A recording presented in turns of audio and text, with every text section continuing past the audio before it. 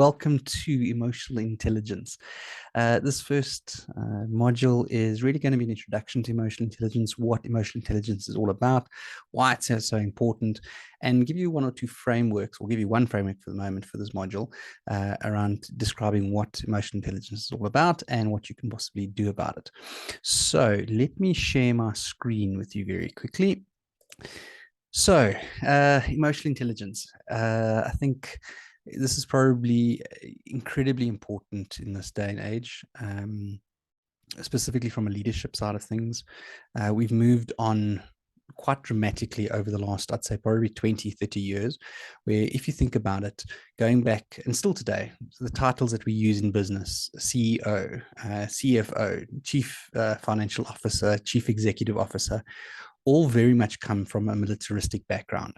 And it's not unusual. I mean, the military has impacted a lot of different businesses in terms of the structure, how we see how we view the world, at least.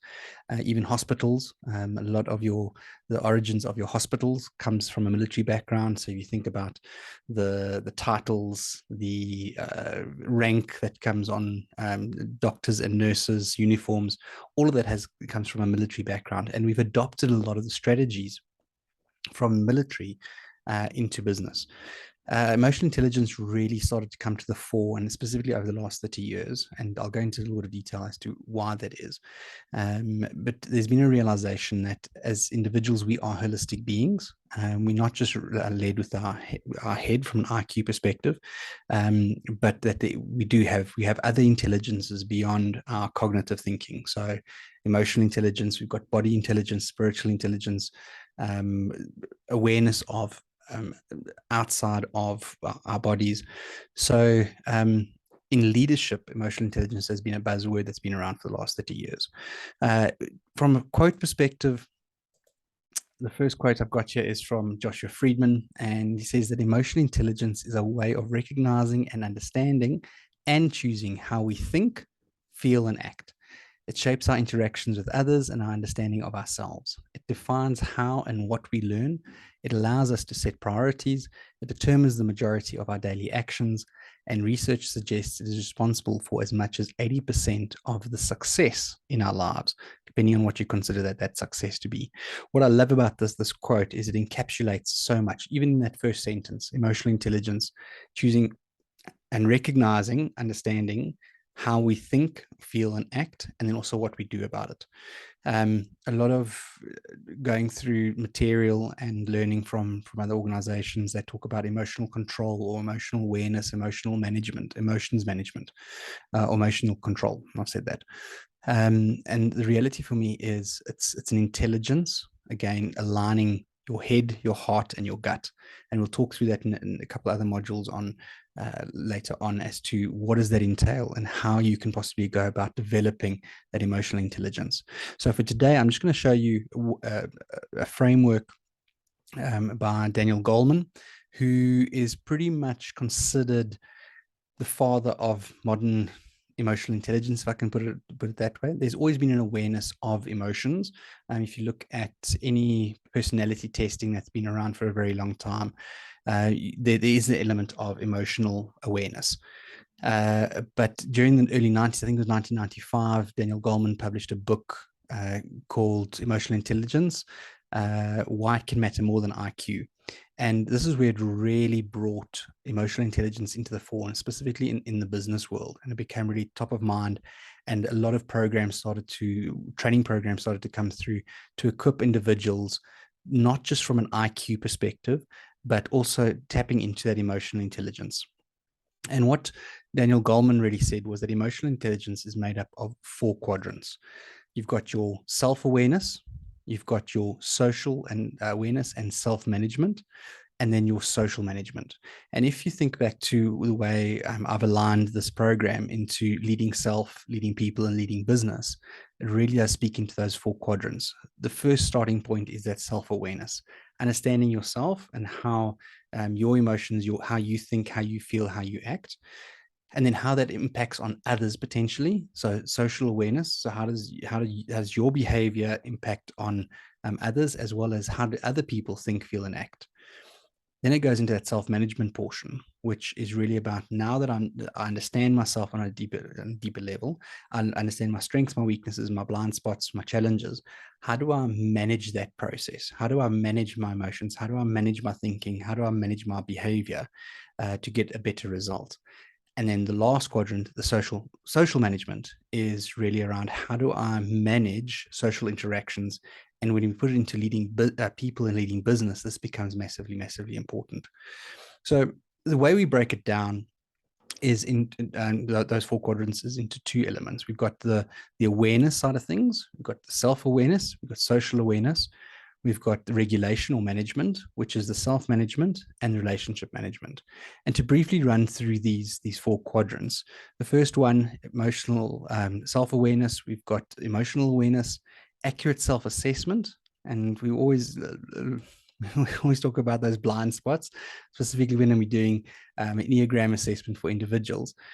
We talk about sometimes the biggest work and the biggest eye-opening moments are those blind spots that we weren't necessarily aware of.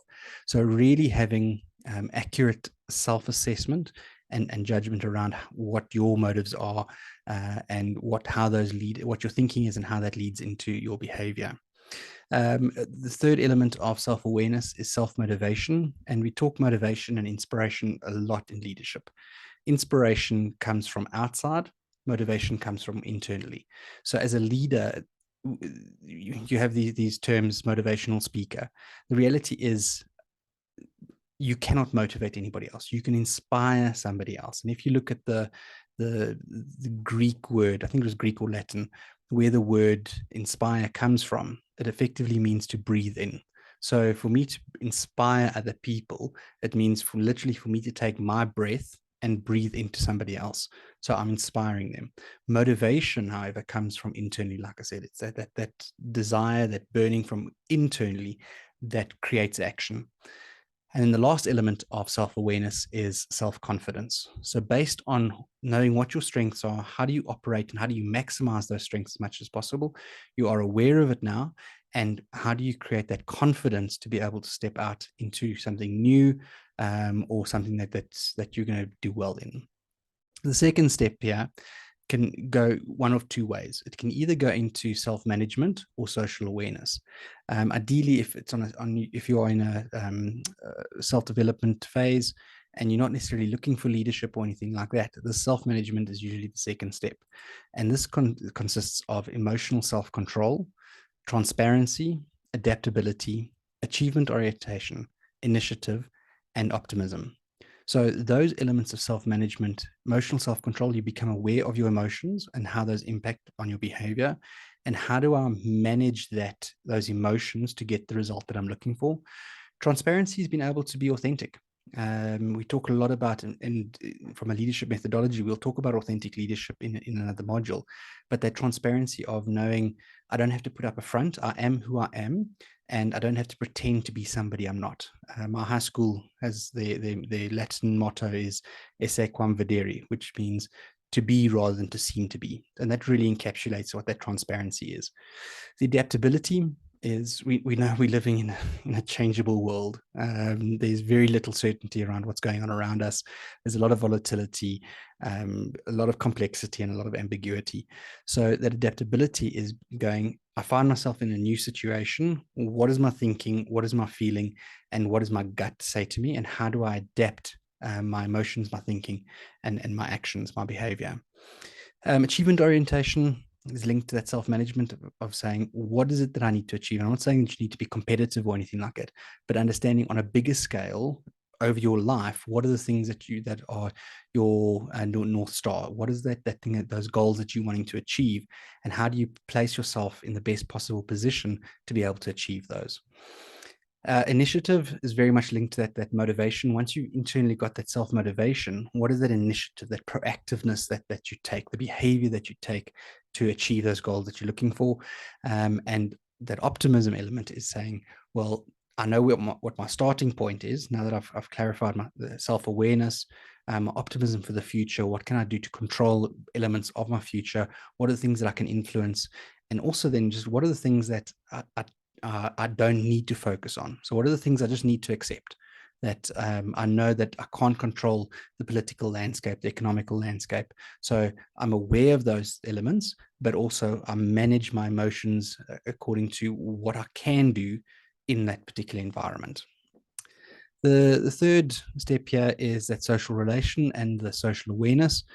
And this now starts to look outwards. So we've looked inwards with self-awareness. We've moderated, we've managed that self. Now looking at social awareness, three elements that come into play here is empathy for others. And it's not necessarily sympathy, it's empathy for others. Um, Being open to understanding how others feel, think, and act. Organizational awareness now, and this goes now then to the community element. So it's not just empathy is perhaps individually based, whereas organizational awareness is going to the group. So how is the group feeling? How is the group thinking? And then the last one there is service orientation. And this is also going to be one of those methodologies we talk about later in terms of leadership methodologies, where it's that servant leader element of how does my behavior, how can I, as a leader, how can I be of service to others? We often say that a leader's role is not to create followers, it's to create other leaders. And how do other people gain, or how do other people prosper through me, not to the detriment of me, but how can I help impact and influence a larger scale of people? And the last step from Goleman's model is relationship management. So now combining that self-awareness, self-management, social awareness into relationship management. And from a leadership perspective, this becomes incredibly important, leading people and leading business. And the elements there for relationship management is really around developing others focus, not just doing it yourself, but being aware of others, and again, developing others to take your place. Inspirational leadership, which we spoke about earlier, having influence. And this is probably one of the biggest elements from a leadership side of things. Again, not just having followers, but developing other leaders and influencing individuals. We talk about living in the Instagram world where everybody's an influencer, but influence is incredibly important from a leadership perspective. We've got another saying that every leader needs to be able to sell, but not every salesperson needs to be able to lead or can lead. So influence as to others. What is the impact that I have on others? The fourth element there from a relationship management is as a change catalyst. And this, in the environment that we currently live in, leaders need to be change catalysts, change managers, because there's so much change, and it's progressively faster and faster change, whether it's technology, whether it's environmental, whether it's social, economic, political, whatever it might be. Leaders need to change. A leader shows the way, goes the way, and if nothing changes, nothing changes. The status quo simply remains. And again, we'll talk a little bit more in detail around that in terms of the leadership methodologies. But ideally, a leader will take people where they've never been. Maybe sometimes they weren't even aware of where they needed to go or how they could get there. And a leader shines the light and opens the way for them. Conflict management, anytime you have any structure, whether it's business, religious, social, whatever, you can have a perfect pyramid structure, or you've got one leader at the top and it moves down. Anytime you have any structure and framework and you populate it with people, that's when things start to go pear-shaped. I'm sure you know this. Relationships are one of the most difficult things to manage in the world, because you are managing other people's emotions, expectations, thinking, etc. So how do you manage conflict? And one of the elements here is, and we'll talk about conflict management in a full-on module, but especially when the leading people element comes in. But conflict management is not only necessary, or not only important, it is necessary. When you're talking about relationships with others, you're talking about creating high-performing teams, conflict becomes a hugely, hugely beneficial skill to have. You think about relationships, you meet someone for the first time, your partner, your wife, your husband, whatever it was. You go through the honeymoon phase where, oh, it's all so exciting, it's new, it's butterflies, but that comes to an end eventually. You have your first fight, And now there's a choice to make for each person in the relationship. There's a choice, the fight, flight, or freeze element. And if there's the flight element, you end up splitting up. If you fight it out and you get to a core common understanding between yourselves, now the relationship can progress to the next level. So conflict management is absolutely essential when it comes to leadership. And then the last element of relationship management is teamwork and collaboration. The idea is, as a leader, to be able to take a group of people who've got their own agendas, who've got their own visions, meld them together, bring them together, and take them to where they need to be, into that promised land or wherever they need to be. So that is it for this session. It's a very, very short video, just as an introduction to emotional intelligence, again, using Daniel Goleman as a standard. Each of these elements we'll be touching on in separate modules. We'll dive into how to understand yourself a little bit more, from perhaps using some assessments that you can do. I'll be sharing some assessments with you. We're looking at your communication style, looking at your leadership style, looking at your personality tests. So we'll dive in a lot more into detail in each of these, but I just really wanted to take a few minutes just to set the tone and the scene, that you can understand where we're coming from when we talk about emotional intelligence. All right, so that is it. Have a great one, and we'll catch you next week. Cheers. Bye.